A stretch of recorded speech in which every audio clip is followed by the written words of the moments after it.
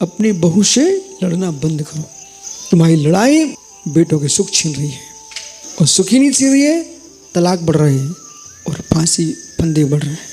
प्रत्येक सासू का कर्तव्य है, जब बहू बन के आई थी उसका याद रखना चाहिए उसको। प्रत्येक सासू का कर्तव्य है, जब बहू बन के आई थी उसको ध्यान रखना चाहिए।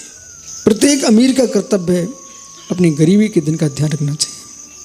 प्रत्येक गरीब का कर्तव्य है कि अमीर को देख करके ईर्ष्या न करें। प्रत्येक साधक का कर्तव्य है पुराने आचार्य मुनि भगवंतों का ध्यान करना चाहिए। प्रत्येक आचार्य मुनि का कर्तव्य है कि कलयुग को देख करके साधना करें और शिष्यों से कराएं।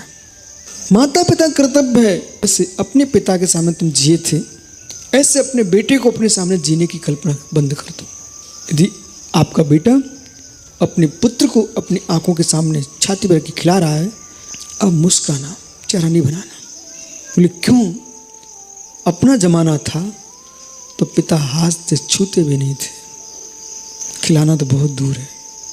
वे अंदर कितना मुस्काना वो जानते होंगे, लेकिन सामने कभी प्रकट नहीं करते थे। याद है आपको? उसका परिणाम ही होता था कि बालक बालिकाएं पिता की आंखों के सामने कांपते थे। ये भी संवेदन है।